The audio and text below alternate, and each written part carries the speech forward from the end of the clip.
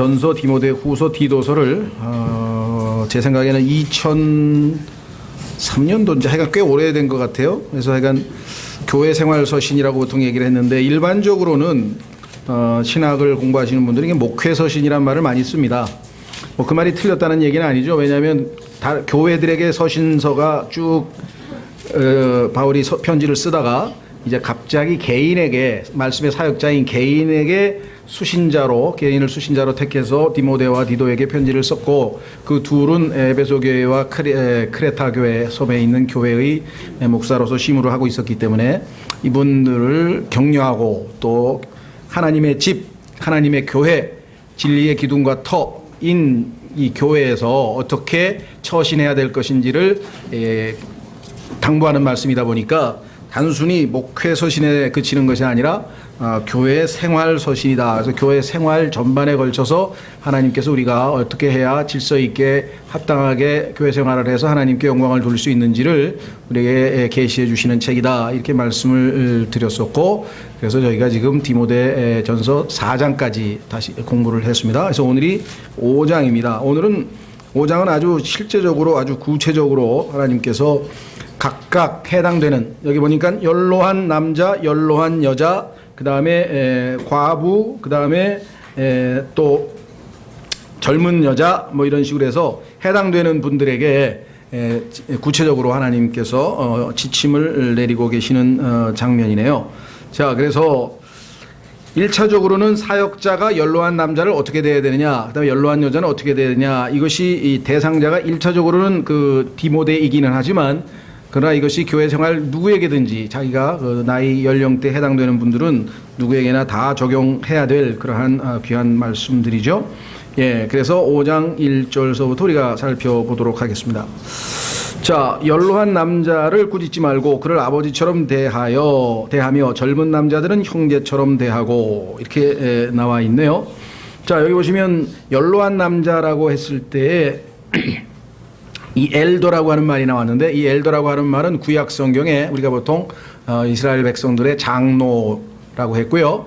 또 이걸 보통 세상에서는 뭐 원로라고 하는 말도 쓰고, 그래서 로마 시대에는 이제 이 엘더란 말 대신에 무슨 세넷이란 말을 써서 이 원로원이라는 것도 만들어 놓고 그랬죠. 우리도 뭐 우리나라에도 국가에도 이게 원로 자문회의가 있어가지고 나이 드신 분들이 자기의 어떤 경험들을 이렇게 공유하고 하는 것인데, 자, 그래서 제1차적으로 교회에 있어서 정말 중추적인 역할을 해야 될 분 중에 하나는 연로한 남자인 것 같아요. 이분들이 이제 영적으로 가장 성숙했을 가능성이 높기 때문에 이분들에게 말씀을 합니다. 그럼 이 연로한 어른들은 어떻게 해야 되냐? 꾸짖지 말고, 사역자라고 해서 함부로 대하거나 이렇게 행동해서는 안 된다는 것이죠. 필요한 경우에는 권면도 해야 되겠지만, 자, 그래서 죄송합니다. 꾸짖지 말고 아버지처럼, 제일 좋은 것은 자신의 아버지를 대하듯이 그렇게 존경하면서 대하라, 이렇게 나와 있고요. 그 다음에 두 번째는 젊은 남자들은 형제처럼 대하라 그랬습니다. 젊은 남자들은 형제처럼 대하라. 우리가 자기 친형제처럼 대하는 건데, 성경에 보면은 예수님께서도 이와 같은 이야기를 여러 번에 하셨죠. 예를 들면 아버지의 뜻대로 행하는 자가 내 어머니고 내 아버지고 형제, 이런 얘기를 하셨고, 또 예수님 자신이 우리를 형제라고 얘기를 하신 적이 있었습니다. 그렇죠? 내 아버지 곧 너희 아버지 하면서 예수님의 아버지가 맏 우리의 아버지라고 하는 표현을 직접 부활 후에 하신 적이 있고요. 그 다음에 히브리서 한번 보겠습니다. 히브리서 2장에 보면은 예수님께서 우리의 맏형이 되시는, 그래서 형제 관계, 아버지하고 똑같은 하나님 아버지의 동일한 생명을 소유하고 있기 때문에 형제라고 부르기를 부끄러워하지 아니하셨다라고 성경에 분명하게 기록되어 있네요. 히브리서 2장 10 몇 절입니까? 예, 11절. 거룩히 구별하시는 분과 거룩히 구별된 자들이 예수 그리스도와 그 다음에 그의 구원받은 백성들이죠. 다 하나에서 났으니, 하나님으로부터 났죠. 이러한 까닭에 그분께서 그들을 형제라 부르기를 부끄러워하지 아니하시고 이르시되, 내가 주의 이름을 내 형제들에게 밝히 보이고 교회의 한 가운데서 노래로 주를 찬양하리이다 하시며, 또다시 내가 그분을 신뢰하리라 하시고 또다시 나와 하나님께서 내게 주신 자녀들을 보라. 영적으로는요, 형제가 됐다가 자녀가 됐다가, 왜냐하면 계시록 이사야서에 보면은 예수님께서 everlasting father, 영존하는 아버지라고 불리우시잖아요. 한 아기가 우리에게 태어났고 한 아들을 우리에게 주셨는데 그분이 영원하신 아버지라고 얘기를 하죠. 이런 신비스러운 이야기입니다. 영적인 세계에서 우리가 믿음을 통해서만 알 수 있죠. 우주 만물이 창조됐다. 어떻게 알아요? 이해는 못해요. 그런데 히브리서 11장에 보니까 우리는 믿음으로 이 세상이 말씀에 의해서 하나님이 지으신 것을 understand, 깨닫는다고 성경에 써 있다면, 그러니까 믿음이 얼마나 중요한 것인가를 우리에게 보여주는 말씀 중에 하나죠. 자, 그래서 성경에 보니까 나이 드신 분들 중에 하나님 앞에 뒤늦게 부르심 받은 분들이 많아요. 대표적인 케이스가 여러분 잘 아시는 누구죠? 아브라함이 75세에 하나님의 부르심을 받고 드디어 이제 가나안으로 출발하는 장면이 나오고, 또 모세는 80세에 하나님께서 그를 하나님의 일꾼으로 부르셔서 이제 이스라엘 백성들을 출애굽하는데 지휘자, 지도자 역할을 했고, 또 나중에 가나안 땅에 들어가게 될 때도 갈렙이라고 하는 사람도 나이 80인가요 됐을 때 아주 정정하게 내가 힘이 아직 넘친다 이렇게 얘기를 하셨고, 우리 서정당 목사님도 81세지만 아주 지금 정정하셔서 힘이 넘치세요. 그래서 나이에 대해서 우리는 그렇게 구애받을 필요가 없다는 것이죠. 자, 주님이 함께 하시면 뭐든지 할 수 있다 이렇게 성경은 말씀하고 있습니다. 자, 그래서 다시 디모데전서 본문으로 돌아옵니다. 5장, 디모데전서 5장.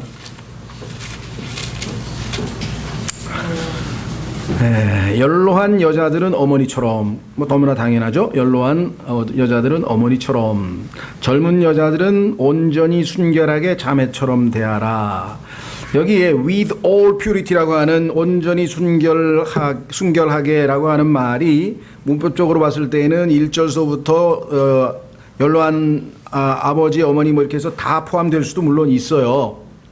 그러나 예를 들면 여기서 무슨 그 사람을 대할 때 뭔가를 바라고 뭐 계산하고 뭐 이렇게 위선적으로 이게 아니고 순결하게 순수하게 대하라 이런 의미도 되고요.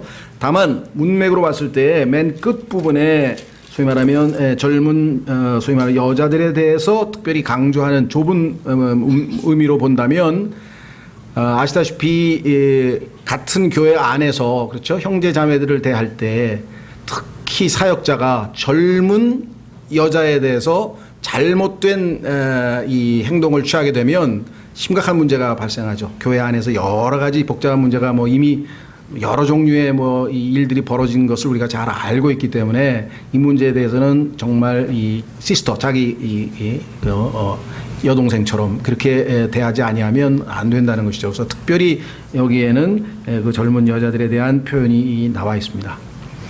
이것은 인간이기 때문에 마귀가 인간의 약한 점을 집중적으로 공격을 하기 때문에 특별히 성경에서 방어 대비하시기 위해서 하나님께서 말씀에 놓으신 것임을 우리가 알죠. 그래서 하나님의 지혜를 엿볼 수 있는, 그래서 이 말씀을 우리가 잘 염두에 두고 이제 두고 마음에 새겨야지. 이거를 우습게 여기고 그래도 내가 목사인데 뭐 그 정도의 뭐 유혹에 흔들리냐 뭐 이건 아니죠. 예. 그래서 과거에도 워치만 리가 아주 지혜로운 말씀을 했는데요. 그래서 뭐 특별한 경우가 아니면 아주 예외적인 경우가 있을 수 있는지는 잘 모르겠습니다만은 이 교회에서 사역자가 젊은 자매하고는 단독적으로 이 면담을 하거나 폐쇄된 공간에서 아니면 무슨 뭐 자동차를 타고 이동을 하거나 이와 같은 일은 본인이 뭐 아무리 믿음이 좋아도 일단 하나님이 소위 말하는 미혹 또는 유혹을 위해서 막고, 두 번째는 간증이 안 됩니다. 본인은 순결하게 대하고 아무 별 없이 해도 바깥에서 바라볼 때 이렇게 해서 이상한 눈초리로 바라볼 수 있잖아요. 그렇죠? 예. 그래서 이런 것들을 아주 가볍게 여겨서는 안 돼요. 그러니까 작은 여우, 작은 일 때문에 큰 사역이 다 망가질 수도 있는 거거든요. 이런 거를 소홀히 해서 자기도 모르게 그냥 정말 하나님이 귀 더 쓰실 수 있는데, 이걸 아주 유명한 사건이라서 여러분들도 뭐 많이 아시는 분들이 있으니까, 뭐라 그래야, 시모 목사님께서 아주 좀 스캔들이 일어나가지고 아주 우리나라 기독교계를 발칵 뒤집어 놓은 적이 있잖아요. 뭐 아시는 분은 아시고 모르시는 분은 모르시고. 예, 그때도 바로 여기 정확하게 이 경고를 소홀히 했기 때문에 발생한 아주 엄청난 사건입니다. 예. 자, 그래서 하여간 이 말씀을 우리가 다시 한번 각인하고요. 그다음에 세 번째, 참 과부인 과부들을 존경하라. 참 여기 표현이 보니까 indeed, 그 얘기는 뭐예요? 하나님께서 정하시는 참 과부의 자격 요건이 여기 네 가지가 나와요. 거기에 해당이 안 되면 교회가 경제적으로 그 분을 책임져서는 안 된다, 이게. 본인이 알아서 해결을 해야지. 어떤 분들은 이런 구절을 읽으면서 야, 교회 엄청 짜다 뭐 이런 분들이 있어요. 너무 엄격하다 뭐 이런 분들이 있는데, 하나님께서는 우리보다 훨씬 자비하시고요. 여러분들 구약 성경 보셨어요? 하나님께서 과부와 고아에 대해서, 그렇죠? 예, 성경에는 고아란 말보다는요 아비 없는 자란 말을 썼네요. fatherless라고 했는데요. 예, 고아와 아비 없는 자에 대해서는 왜? 사회적으로 가장 약자거든요. 특히 고대 사회에서는. 그렇기 때문에 이들에서는 아주 특별한 배려를 하고 계십니다. 그래서 추수할 때도 그 이삭 죽기 할 수 있도록 다 땅에다 일부러 많이 떨어뜨리라 그러죠. 포도들 딸 때 보면은 포도를 땅에다 많이 떨어뜨려서 고아하고 이 과부들 먹이게 하기 위해서 하나님께서 그 정도로 배려하시는 분인데, 이유가 있으니까 여기다가 쓰셨겠지. 엄격한 기준을. 그렇죠. 그래서 우리가 이해가 안 될 때, 하나님의 말씀이 이해가 안 될 때 우리의 잣대로 함부로 판단하는 그런 어리석은 짓을 해서는 안 되고요. 뭔가 이해는 안 되지만, 그렇죠? 예, 여기 계신 이제 모르겠어요. 이제 그 며느리 이렇게 두시고 그런 분들도 성경에 보니까 남자가 부모를 떠나 아내와 결합해서 하나 되라. 그렇죠? 근데 그거를 가볍게 여겨가지고 야야야야 우리 집에서 한 1, 2년 살다가 분가해. 1, 2년 사이에 엄청난 상처가 생겨가지고요. 지우지 못할 일이 벌어지는 거예요. 왜냐하면 전혀 다른 문화잖아요. 그리고 남자 여자가 만나서 가정을 이루어서 하나님 안에서 가장 기쁘게 지낼 때가 1년이거든요. 그 1년을 프리하게 내버려둬야 돼요. 전쟁에 나갈 때는요. 갓 결혼한 사람은 하나님께서 면제시켜줘요. 너는 아내를 기쁘게 해줘라. 전쟁에 나가지 말고. 성경에 이렇게 써 있어요. 그런 하나님 보셨어요? 이게 기가 막힌 거예요. 야, 이건 보통 분이 아니시구나. 인간을 너무나 잘 아죠. 집 지었는데 새 집에 입주를 못하고 군대 갔다. 너도 군대 나가지 말고 새 집에 입주하라 그랬대. 얼마나 그걸 인간이 갈망하고 있는지 다 아시잖아요. 예, 그런 분이시기 때문에 정말 하나님은 그 선하신 분이신데, 문제는 여기에 무슨 영적인 의미가 있는 것 같아요. 자, 보겠습니다. 4절, 만일 어떤 과부에게 자녀나 손자들이 있거든 그들이 먼저 집에서 효성을 보여 자기 부모에게 보답하는 것을 배우게 하라. 그것은 하나님 앞에서 선하며 받으실 만한 것이라. 그러니까 자녀나 손자가 있을 때에는요, 교회에서 책임지는 게 아니라 자녀나 손자가 이들을 돌봐야 됩니다. 여기에 보면 손자라고 하는 단어가 영어의 nephew예요. 그래서 영어 읽는 분들은 찾아와요. 이거 번역이 잘못됐는데요. 조카인데 왜 손자라 그랬습니까? 노아 웹스터 사전에 찾아보면 1번이 조카고요. 형제의 자녀. 그러니까 조카죠. 두 번째 보면은 손자라는 의미가 있어요. 그래서 여기서는 오히려 손자라는 의미가 잘못된 건 아닙니다. 그러니까 우리가 이 현대 영어에서는 nephew 그러면 손자라는 의미로는 안 쓰이지만, 이 당시에는 손자라는 의미가 있었고 그것이 문맥상 볼 때 훨씬 더 자연스럽다. 뭐 조카라고 번역해도 틀린 건 아닙니다. 그러나 손자 번역도 역시 틀린 건 아니에요. 그러니까 영어는 두 가지를 다 함축하고 있어요. heart 그러면 심장도 되고 마음도 되죠. 우리는 할 수 없이 우리말에는 한계가 있기 때문에 선택을 해야 돼요. 그래서 그 선택을 할 때에는 번역자가 이제 선택을 하기 때문에 우리가 손자라고 이렇게 번역해도 아무 무리 없고 오히려 문맥상 맞는 경우가 있죠. 자녀나 손자들이 있거든 그들이 먼저 집에서 효성을 보여 자기 부모에게 보답하는 것을 배우게 하라. 오늘도 뭐 그런 얘기를 좀 했습니다만 학교에서 좀 이런 걸 가르쳐야지. 그렇죠? 도체 쓸데없이 써먹지도 않을 미분적분은 왜 가르치고 웬 로그를 가르치고, 로그가 뭐 그걸 왜 가르쳐가지고 그렇잖아요. 버스에 노약자석 있으면은 아무도 없을 때는 앉아오지만 노인이 타거나 약한 자가 타면 일어나야 될 거예요. 아잖아요. 그거를 안 가르쳐서 안 일어난다고요. 귀에다 꽂고 그냥 흔들거리고. 그거 누가 가르쳐도 이거 이미 안 배운 애가 지금 다 컸는데 그럼 뭐라 그러면 인상 퍽 쓴다고. 왜 내가 앉았는데. 그 탓을 할 수가 없어. 왜? 안 가르쳐놨기 때문에 얘는 그게 잘못인지를 몰라요. 그렇죠? 그러니까 학교에서 가르치든 가정에서 가르치든 이런 거 하나도 안 가르쳐놨. 자, 하나님 앞에서 선하며 받으실 만한 거다. 그리스도인은 얼마나 더 해야 되겠습니까? 왜? 우리가 하나님을 섬기기 위해서 사는 건데 하나님이 이렇게 칭찬을 해놔서 이 일이 얼마나 칭찬받을 일인가. 그렇죠? 예, 받으실 만한 것이니라. 이렇게 말씀하셨네요. 자, 이제 참 과부인 여자로서 외로운 자는, 자, 자녀도 없어, 그 다음에 손자도 없어, 돌볼 사람이 아무도 없어, 조카도 없고, 이럴 때에는 어떻게 되냐? 하나님을 신뢰하고 계속해서 밤낮으로 간구하며 기도하거니와. 이런 과부가 누가복음 2장에 보면 나오죠. 예수님을 기다리다가 드디어 내가 이제 뵙구나 하고 정말 이 80 몇 세인가요? 7년간 있다가 남편이 돌아가셔서 평생 기도만 하고 사셨던 과부가 있었잖아요. 하나님 보시기에는 그러한 과부를 참 과부라 이렇게 인정하신다는 것이죠. 자, 그래서 밤낮으로 간구하며 기도하거니와 쾌락에 빠져 사는 여자는 살아있으나 죽었느니라. 쾌락에 빠져 사는 여자는 살아있으나 죽었느니라. 저는 잘 모르겠어요. 왜 여자 얘기만 써놓으셨는지는. 읽으면서 이승님이 여자만 써놓으셨을까. 예, 영적인 종교적인 문제는 하여간 거의 문제를 여자들이 일으킵니다. 역사적으로 봐도 그 어쩔 수가 없어요. 예. 예. 그래서 그 앞에서 기억나세요? 1장으로 가보세요.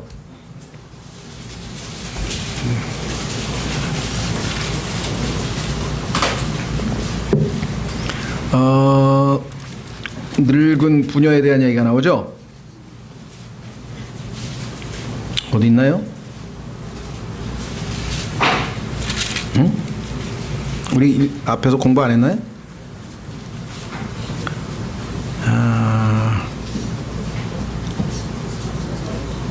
늙은 부녀들의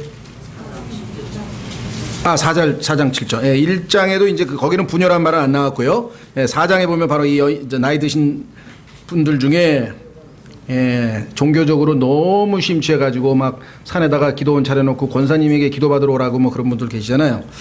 자, 7절. 그러나 속되고 늙은 부녀들의 꾸며낸 이야기들을 거부하고, 이 늙은 부녀 중에 제일 유명한 사람이 마담 블라바스키라고 해서 소위 말하면 웨스코트하고 홀트가 심취했던 신지학, 소위 말하면 이 요즘은 심령술의 아주 대가인 그 러시아 출신의 여인이 있었거든요. 마담 블라바스키라고 하는. 그러니까 오늘날 성경 변계의 원조 중에 하나죠. 왜냐하면 그 원조가 웨스코트하고 홀트인데 그 둘이 아주 흠모하는 아주 이 여자고요. 또 엘렌 G 화이트라 그래가지고 안식교를 창설한 그것도 여자분이시고요. 네. 그다음에 메리 이름이 뭐더라? 하여간 그 크리스천 사이언스라고 하는 또 이상한 이단을 만든 또 메리 뭐 무슨 여인이 하나 있고요. 그 다음에 요즘 얘기하는 은사주의 운동을 일으켰던 아주사 스트리트 미션의 또 어떤 이상한 이름도 잊어버렸어요. 제퍼슨인가 하여간 여인이 있고요. 하여간 보면 그냥 이 나이 드신 할머니 중에서 엄청나게 영적으로 하여간 이 문제를 일으킨 분들이 굉장히 자주 나와요. 그래서 여기서 갑자기 왜 늙은 부녀가 왜 나왔을까 이런 걸 우리가 염두에 두는데요. 이 나이 든 과부 중에서 특별히 이제 경제적으로 어렵지 않고 또 이렇게 여유가 있는 이런 사람들이 마귀에게 잘 미혹이 되는 것 같아요. 그래서 아마 특별히 여기서 과부의 경우에는 기준을 엄격하게 적용하지 해야 되겠다라고 성경에서 말씀을 했네요. 자, 돌아옵니다. 6절에 쾌락에 빠져 사는 여자는 살아있으나 죽었느니라. 이건 영적인 얘기를 하죠. 살아있는 거하고 죽는 거하고 영적인 죽음하고 육적인 죽음하고 그것 여러분들이 구분이 가능하죠. 확인해 보겠습니다. 누가복음 9장.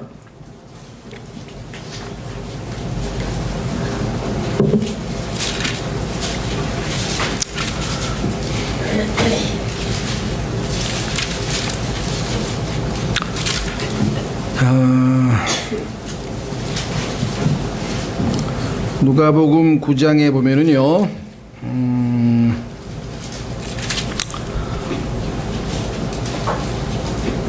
죽은 자를, 예? 예, 죽은 자가 죽은 자를 몇 절이죠? 예, 60절. 예. 제가 이게 지금 뭐라 그러나요? 이게 누진다 초점 안경이 초반에 한 1년은 잘 맞아서 이렇게 잘 되다가 이게 다시 노안이 진행이 되면 어리더리 성경 구절 찾기가 쉽지가 않네요. 네. 자, 우리 그 유명한 구절 한번 보겠습니다. 누가복음 9장 57절부터 죽은 자가 나오는데 다른 죽은 자죠. 그들이 길을 갈 때 어떤 사람이 그분께 이르되 주여 주께서 어디로 가시든지 내가 주를 따르리이다 하니 예수님께서 그에게 이르시되 여우도 굴이 있고 공중에서도 보금자리가 있을 때 사람의 아들은 머리 둘 것이 없도다 하시고, 네, 주님의 제자가 되는 데는 대가를 치러합니다. 구원은 거저 주시지만 59절 또 다른 사람에게 나를 따르라 하시거늘. 참 이상하죠. 네, 어떤 경우에는 사람이 먼저 주를 따르겠습니다 하는 경우도 있고요. 어떤 경우에 미적미적 되는 사람은 주님이 나를 따르라 그러고요.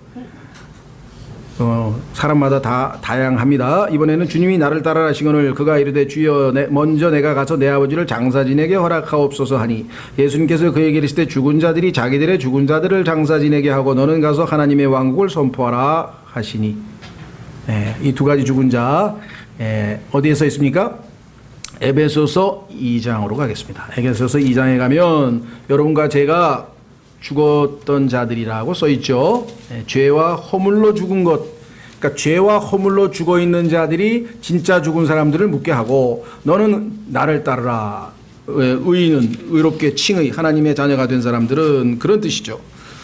에베소서 2장 1절. 에베소서 2장 1절. 또 그분께서 범법과 죄들 가운데서 죽었던 너희를 살리셨도다.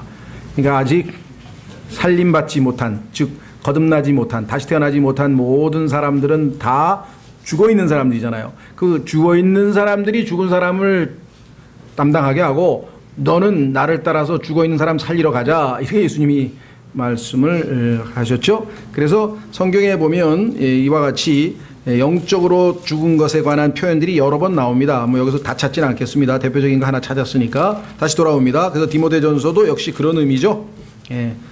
하나님을 향해서, 즉 세상에 대해서 죄에 대해서는 살아있으나 의에 대하여 하나님에 대해서는 죽어있는 상태, 그것이 쾌락에 빠진 사람의 상태라요.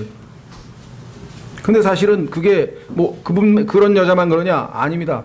로마서 6장에 보면 우리 그리스도인들도 때로는요, 그렇죠? 그와 같은 삶을 산다 이게. 죄에 대해서 의에 대해서, 죄에 대해서 세상에 대해서 죽고 의에 대해서 하나님께 대해서 살게 하기 위해서 우리가 이 정말 그리스도와 함께 죽고 함께 사는 그런 정말 영적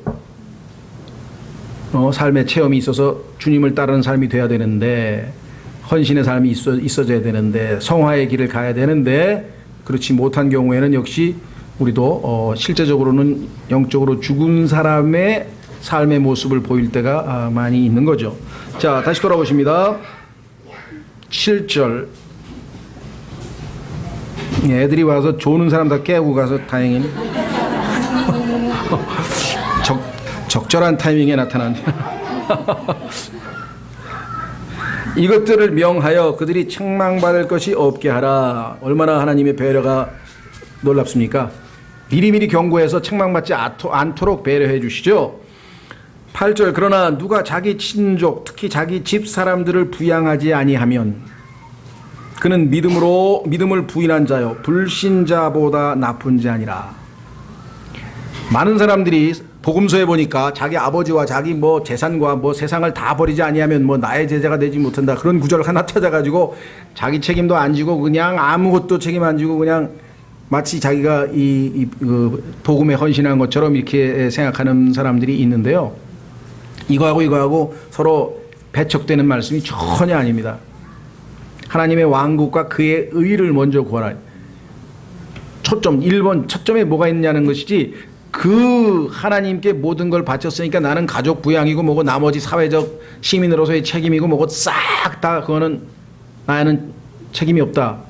전혀 그렇지 않잖아요. 아까 봤잖아요. 우리 시민으로서도 모범 시민이 돼야 되고요. 직장에서도 좋은 직원이 돼야 되고요. 그렇죠? 예. 여기서 오해하시면 안 된다. 자, 그래서 우리가 누가 자기 친족 특히 자기 집 사람들을 부양하지 않으면 그런 믿음을 부인한 자, 이거 보통 일이 아닙니다. 믿음을 부인했다고 하면 이거 어떻게 되겠습니까? 불신자보다 나쁜 자니라. 그리스도인들이 많은 비판을 받는 것 중에 하나는 그리고 비판을 받는 것뿐만 아니라 복음의 그 문을 막아서 예수님을 믿으려고 하는 사람들의 마음 문을 닫게 하는 가장 큰 요인 중에 하나가 바로 이거죠. 아니 나는 안 믿는 사람인데 당신은 예수를 벌써 10년 믿은 사람인데 나하고 당신하고 보니까 내가 도덕적으로 더 우월해. 나 뭐하러 당신 따라서 예수 믿냐 이거. 나 지금 상태가 더 나은데. 물론 예수님 믿기 전에 정말 밑바닥 인생을 기어가지고 그 과거에 비해서는 이분이 일취월장을 한 경우가 있어요. 그런데 워낙 엉망을 서로 살다 보니까 그 정도로 변화됐는데도 세상에 도덕적으로 좀 뛰어난 사람보다는 못하는 경우. 그 어쩔 수가 없어요, 그거는. 그것 때문에 뭐 변명을 하든지 당신 몰라서 그러는데 내 과거를 알면 지금 내가 이 정도 변화시키는 거 하나님 기적 아니면 안 돼. 당신은 지금 벌써 출발점이 굉장히 앞서 있으니까 정말 대단한 성자가 될 거 아니냐. 뭐 예를 들면 출발점이 다를 수도 있어요. 그러나 보통 평범한 인간으로 봤을 때에는 예수 그리스도를 믿는 사람들이 훨씬 더 이 본이 되는 모습이 돼야 되는데 그렇지 못하다. 그렇죠? 과거에 그 안희숙 자매님, LA에 있는 그 이름 하여간 그 남편 되시는 김동명 목사님 이제 그 공학 박사인가요? 공학을 하시다가 이제 목사가 되셔서 해방과 더불어 하나님이 살리셔서 이 자매님이 이제 감옥에서 나와서 미국에 가서 결혼을 해서 이제 사역을 하셨는데 그때 그런 얘기를 해요. 젊은 사람들이 김동명 목사 남편에게 찾아와서 목사님 되는 일이 하나도 없네요. 목사나 해야 되겠어요. 사업도 안 되고 직장도 뭐 안 되고 뭐 풀리는 일이 없어요. 그때 아주 그 김동명 목사라는 분이 아주 이 의미 있는 충언을 하죠. 하나님이 시키지 않은 목사가 제일 비참한 사람이야. 다시 한번 생각해봐. 비참한 사람 되기 전에. 그렇게 좀 야단을 지혜롭게 쳤다 이런 얘기를 들은 적이 있습니다. 그러니까 우리나라도 뭐 뜬 소문이 아니에요. 물어보세요. 신학교 간 사람 얘기 들어보면 보니까 점수가 안 돼. 좋은 높은 데가 없어. 그러니까 신학교는 다 받아줘. 그냥 들어가는 거야. 물론 다 그런 건 아니죠. 상당수가 그렇다는 얘기인데 그래서 아주 그렇고요. 모든 면에서. 그렇죠? 그래서 밥 존스 시니인가요? 기억이 잘 안 나는데 어떤 유명한 목사님이 동일한 조건에서 출발했다면 그리스도인이 세상 사람보다 훨씬 모든 면에서 일의 어떤 능력 면에서나 도덕적인 수준에 있어서나 모든 면에서 뛰어나야 된다. 왜? 하나님의 도움을 받으면서 그 정도 안 하면 이게 뭐가 되는 거예요? 그런 이야기를 하셨죠. 그렇죠? 예.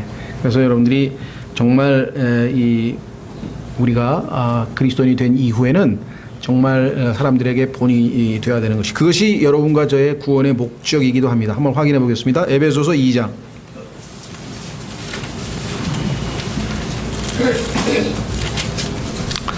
제가 생각해도 에베소서 2장 8절 9절은요. 구원받고 한 달 만에 누가 내비게이터 선교에서 나온 암송 카드를 이제 영어 한쪽은 영어 한쪽은 한글 그래가지고 열심히 암송했거든요. 그 암송 카드에 아주 보면 아주 나와 있는 구절이고 그 당시에 보니까 그러니까 선교단체 사람들은 거의 달달 외우고 있더라고요. 이 말씀을. 예? 에베소서 2장 8절 9절이죠. 너희가 믿음을 통해 은혜로 구원을 받았나니 그것은 너희에게서 난 것이 아니요 하나님의 선물이니라. 행위에서 난 것이 아니니 이것은 아무도 자랑하지 못하게 하려 함이라. 야, 은혜로 구원받았대. 믿음으로 거저. 야, 이런 사람은 많이 봤어요. 10절을 암송하고 있는 사람은 못 만났어요, 제가. 8절, 9절에 구원을 받은 목적이 10절에 써 있는데 구원받은 목적은 하나도 손을 안 대고 구원받은 사실에 도취되어 있으니까 오늘날 우리가 이 정도밖에 안 된다는 것이죠. 그럼 10절은 뭐냐? 왜 구원을 시켰냐? 우리는 그분의 작품이요 그리스도 예수님 안에서 선한 행위를 하도록 창조된 자들이라. 우리를 왜 새로운 창조물로 재창조하셨느냐? 왜 영적으로 다시 태어나게 하셨느냐? 그 목적은 하나님이 선한 분이고 예수님께서 이 땅에 오셔서 행하신 doing good, went about, 돌아다니시면서 두루두루 다니시면서 가는 곳마다 선한 일을 하셨는데 그것을 머리 대신 예수님은 하늘에 가 계시고 지상에 남아있는 몸된 교회가 감당하도록 시키신 건데, 그래서 여기 하나님께서 시키신다고 써있잖아요. 정해놨다고 써놨잖아요. 여기 그 선한 행위를, 하나님께서 그 선한 행위를 미리 정하신 것은 우리가 그 행위 가운데서 걷게 하려 하심이라. 그것이 도덕적이 됐던 뭐 우리의 삶이 됐던 모든 면에서 뭐 항상 누구예요? 하나님의 선한 그 성품들을 우리의 삶에서 드러내야 돼. 그래서 내가 말 한마디라도 그걸 들은 사람이 굿, 정말 좋은 충고 감사합니다. 내가 한마디 했더니 그 좋은 경고도 좋을 때가 있어. 그죠? 내가 그거 까딱하면 내가 그 실수할 뻔했는데 경고 잘해 주셨습니다. 뭔가 전부 다 나를 통해서 다른 사람에게 유익이 가 있는 게, 나를 통해서 굿 좋은 영향을 끼쳐야 되는데, 그리스도인이 그런 영향을 못하고 여기 나와 있는 것처럼 가장 기본적인 가족 부양을 안 하고 불신자보다 못하고 모든 면에서 보니까 칭찬받는 그리스도인 나오면요 아주 사람들이 귀하게 여겨요. 왜? 너무 귀하니까. 흔하지 않고 너무 귀하다고요. 프레셔스 스톤이란 말은 rare, 자주 있는 게 아니야. 근데 사실은 성경은 모든 그리스도인이 그렇게 되기를 원하시는 거거든, 하나님은. 그런데 그런 그리스도인 만나기가 너무 귀하니까 안타까운 거죠. 다시 돌아오셔서 9절, 60세 이하의 과부는 수에 넣지 말라. 이것도 정확하게는 잘 모르겠어요. 왜 하나님께서 60세를 정하셨는지는. 뭐 하나님이 정하셨으니까 이유 없이 정하시지 않으셨겠죠. 60세 이하의 과부는 수에 넣지 말라. 일할 수 있으니까 일해서 자기 손으로 일해서 벌어 먹으라 이거. 과부는 한 아내의 남자였던 자로서 행실이 품행이, 네? 뭐라 그랬어요? 거꾸로 읽었어요? 이거 안 졸고 계시네. 난 졸고 계신 줄 알았더니 나 혼자 졸았네. 자, 과부는 한 아내 한 남자. 한마디로 품행이 방정해야 된다. 그러니까 그냥 엘리자베스 테일러의 후손이 되면 안 돼. 그런 막 7번 8번 가면 안 되고 한 번 결혼해서 참 잘 섬겼습니다. 10절 선한 행위, 여기 또 나왔잖아요. good works, 창조 목적이잖아요. 하나님이 선한 행위로 인하여 좋은 평판이 있어야 돼. 좋은 평판, well reported. 성경에 보면요, 목사들의 자격 요건, 감독의 자격 요건 중에서 good report, 그러니까 evil report.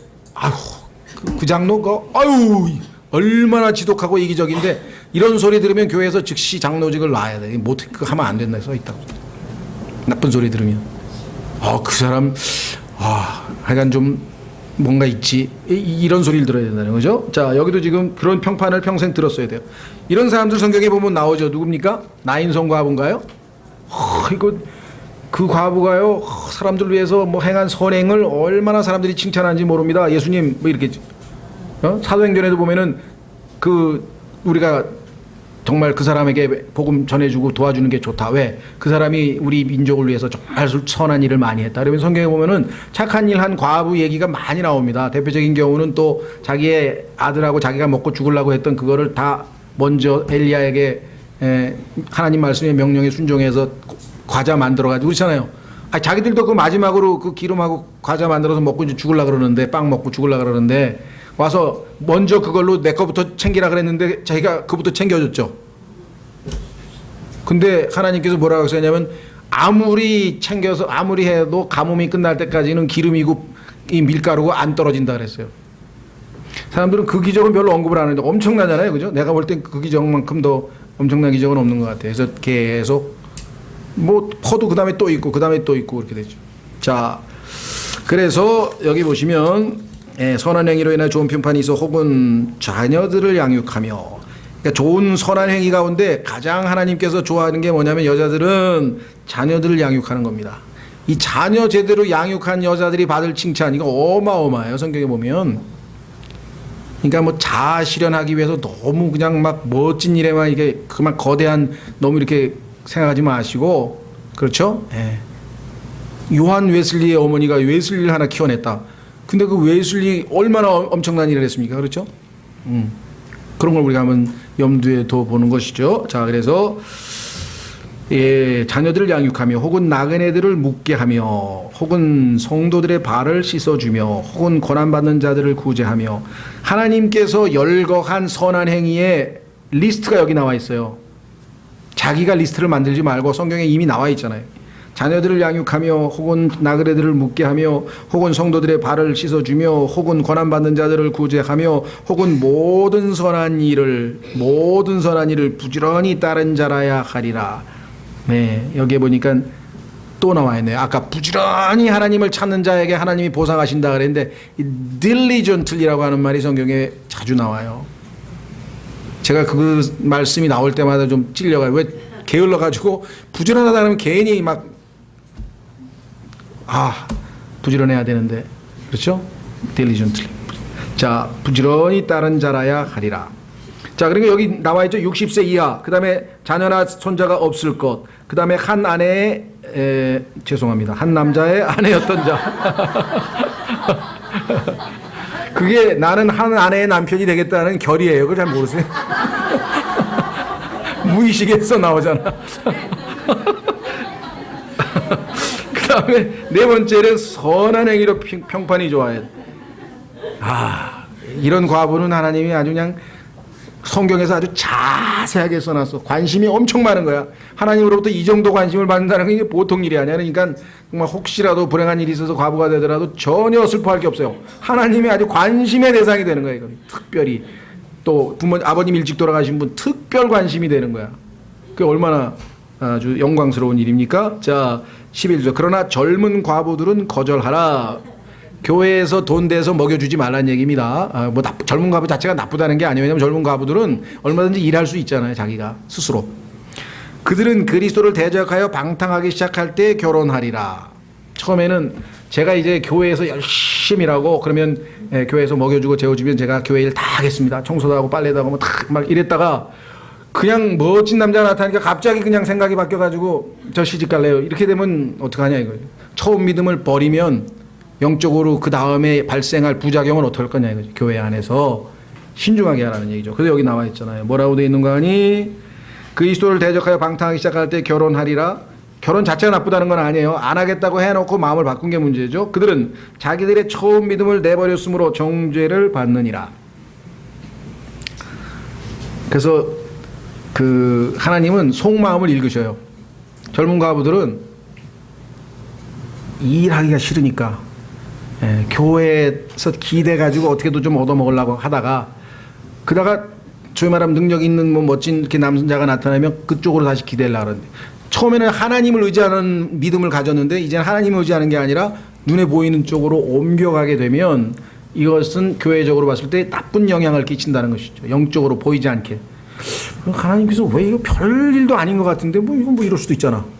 처음에는 내가 정말 이렇게 혼자 살려고 했는데 멋진 남자가 나타나서 구애를 했다. 그럼 내가 억셉트한 게 뭐 나쁘냐 이거.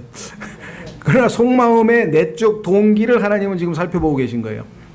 그래서 정말 열심히 하려고 했는데 하나님께서 정말 어떤 형제를 보내서 새롭게 가정을 꾸리고 다시 정말 출발할 기회를 주었다.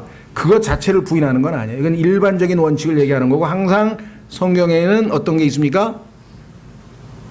예외 없는 규칙은 없다 그랬잖아요. 그렇죠? There is no rule but has exceptions. exception이 있어요. 한 번 죽는 것은 사람들에게 정해진 것이고 그 후에는 심판이 있다. 그 안 죽은 사람 있잖아요. 에녹도 안 죽었고 엘리야도 안 죽었고 또 안 죽은 사람들 성경이 모순됩니다. 모순이 아니에요. 오히려 맞아요. 왜? 예외가 있어야 규칙이 의미가 있지. 예외가 하나도 없는 규칙이 그게 자체가 규칙인데 규칙이라고 하는 것은 예외가 있을 때 그렇죠? 그래서 일반적인 원칙과 그럴 때는 항상 예외가 있게 마련입니다. 자, 그래서 여기서도 지금 그런 예외적인 경우에는 얼마든지 결혼할 수 있어서 성경에는 그러면 젊은 가부는 죽을 때까지 절대로 그냥 하지 말라는 뜻이냐 그건 아니죠. 12절 그들은 자기들의 처음 믿음을 내버렸으므로 정죄를 말하느니라. 어떤 부작용이 있는가? 또한 그들은 게으르게 지내는 것을 배워. 먹여주고 재워주니까 처음에는 교회 일 열심히 하겠다 그러더니 매일 청소하더니 이제 이틀에 한 번 청소하고 일주일에 한 번 하고 이런다. 천천히 게을러집니다. 게을러지는 것을 어떻게 한다 그랬습니까? 13절에 배워요. 배워. 청소하려고 그러는데 전화가 옵니다. 누구누구 자매 우리 티타임 한번 갔지. 뭐 이런. 청소하다가 청소도 안 끝내고 가버려. 티만 하면 좋아. 근데 그 다음에 또 뭐 우리 뭐 콘서트 뭐 하면서 또 가고 뭐 막 이러고 저러고 하다 보니까 예, 성경에 보니까 항상 나쁜 언니가 있어요. 그 언니 따라 성경에 나오잖아요. 그 이스라엘과 유다인데 그렇죠? 그 이스라엘이라고 하는 그 나쁜 언니가 유다 왕국이라고 하는 이 동생을 살살 꼬여가지고 언니보다 더 악한 죄를 짓게 만들었다고 성경에 얘기했잖아요. 그런데 거기 보면은 언니 동생으로 하나님이 얘기하셨는데 요즘에 일어나는 일 보세요. 못된 건 다 언니한테 배운 거라고요? 중학생 보면 중고등학생 보세요. 다 언니한테 배운 거야. 담배 피우는 것도 보고 다 언니한테 배운 거야. 나쁜 언니. 형들도 마찬가지야. 그놈의 그 선배인지 형들 때문에 애들이 다 망가져 버린다. 군대도 다 똑같고 그 선임 때문에 다 망가지는. 그렇죠. 예, 그래서 그 본을 보이는 사역자, 본을 보이는 부모, 본을 보이는 그게 얼마나 중요한 건지 성경에서 자주 언급하는 이유가 바로 그것이죠. 그 다음에 집에서 집으로 돌아다니고, 예, 요즘은 돌아다니기도 편해요. 1동에서 한 바퀴 돌면 20집 돌아요. 1동, 101호, 102호, 103호, 104호 쭉 돌면 이거 뭐. 그 다음에 게으를 뿐 아니라 게으른 것까지 플러스 알파 수다쟁이. 예, 야 정말 하나님이 여자를 너무 잘하시네. 수다쟁이. 생리적으로 하나님이 만드셨으니까 아시겠죠. 예, 그거는 어쩔 수 없어요. 하나님께서 이 남자가 10,000마디 할 때 여자는 18,000마디 한다든가 하여간 거의 2배입니다. 세계 어느 나라를 가도 공통적으로. 그러니까 조심하세요. 안 하는 여자가 무서운 거예요. 비정상이야. 위험해. 그 여자가 우리 집 사람은 저번에 어떤 형제가 아유 형님 어떻게 해? 그랬더니 아유 우리 집 사람은 다 좋은데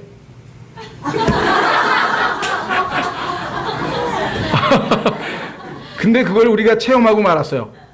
아, 우리 신근이 엄마하고 저 지금 이제 우리 교회 안 계시니까 이제 딱 하여간 문산 갔다가 한 3시간 거리에 갔는데 출발하면서부터 도착할 때까지 계속 가셨어. 풀 스토리를 다 들었어. 아, 감탄해, 감탄. 수다쟁이와 그다음에 참견하는 자가 하기 좋아하는 것이 돼요. 이 참견한다고 하는 영어 표현은 참 하나님이 멋진 말을 쓰는데 busybody 바빠. 그냥 여기저기 오라는 데가 많아. 바빠. busybody. 자기들이 마땅히 말하지 말아야 할 것들 말하니 교회의 모든 가십은 여기서 나오는 거예요. 누구네 갔는데 뭐 명품이 있더라, 뭐가 어떻게 됐더라, 그냥 막 소문에 이렇게 되면 이제 얼마나 이 문제가 발생하냐 이거죠. 그러므로 나는 젊은 여자들이 결혼해서 자녀들을 낳고 가정을 꾸미며 비방할 기회를 바쁘면요 이런 거 할 시간 없어요. 아이들 키우고 막 정신없이 키우고 막 하다 보면은 그냥 밤에 피곤해가지고 자고 또 아침에 일어나서 그냥 그런 어떤 분들은 그게 무슨 인생이에요. 그냥 나 누구 말 맞다나 소뚜껑 운전수나 하다 끝나는. 옛날에는 소뚜껑에다 밥을 했는지 어떤 자매님이 내가 소뚜껑 운전하다가 30년 갔어요. 잘하셨습니다.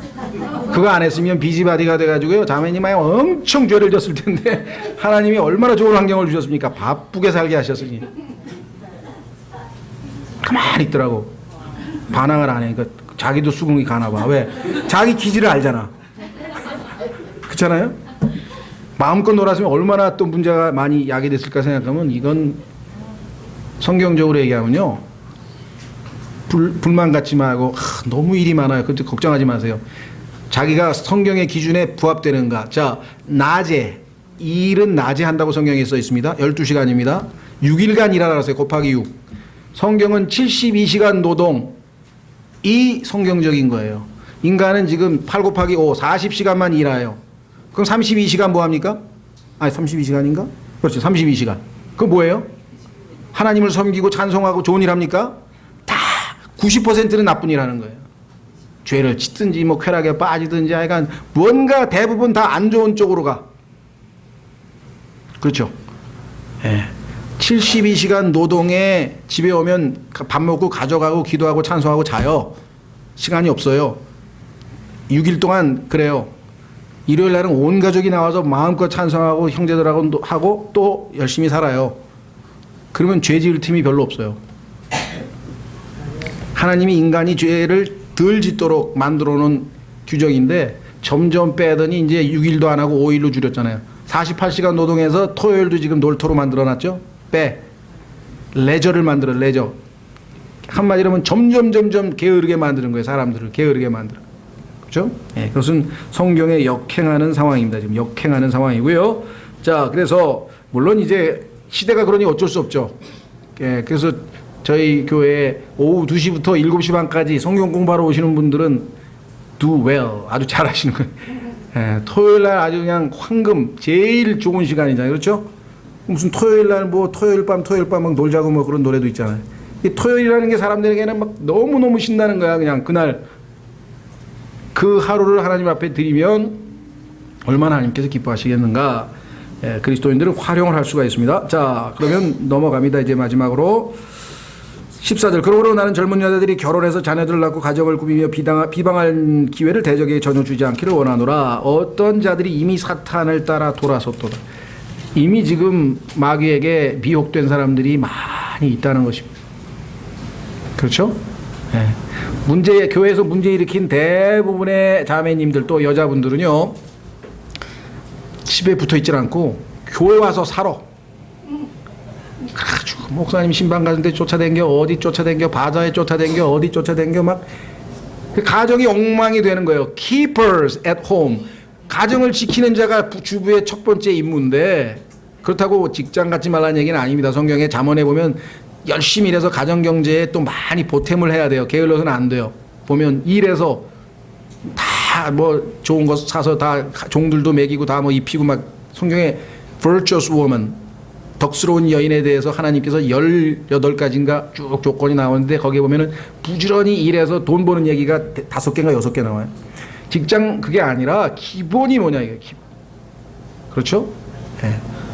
기본이 된 다음에 무슨 취미 생활도 있고 친구와의 관계도 있고 다 있어요. 하지 말라는 거 아니에요. 얼마든지. 자, 마지막 9절 16절. 만일 믿는 남자나 여자에게 과부들이 있거든 그들이 그들을 구제하게 하고 교회에 짐을 지우지 말라. 이것은 교회가 참 과부인 자들을 구제하게 하려 함이니라. 그렇죠? 얼마든지 자녀들이나 손자나 또 조카가 있으면 그들이 다 돌보고, 나머지 정말 돌볼 수 없는 경우에는 하나님께서 교회에게 책무를 맡기셔서 감당할 수 있도록 하셨다. 이렇게 되어 있죠.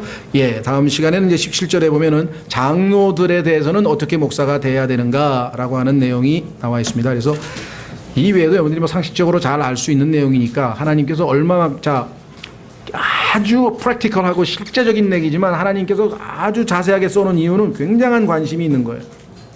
저는 정말 뒤늦게 로마서 16장의 가치를 제가 아는데요, 로마서 15장까지 아주 그냥 정말 심오한 너무너무 그런 말씀이 나와요.